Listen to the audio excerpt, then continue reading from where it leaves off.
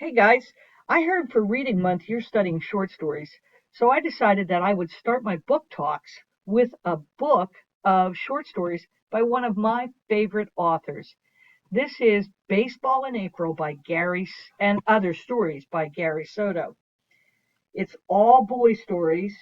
Well, there's a mother and daughter story in it, but you can always skip that one.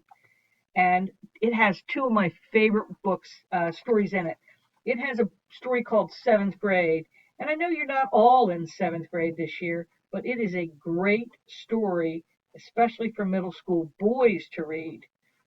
Um, Michael thinks he is out there to impress the girl Teresa, and boy, does he messes up a lot, and he learns quite a few lessons in the process.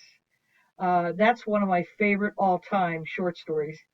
And another story in this book that I very much enjoyed is called The Broken Chain. It's about a bicycle and what takes off, what happens when the chain is broken on the bicycle. And it's such a great little story. Gary Soto's uh, writes about his ethnic origin.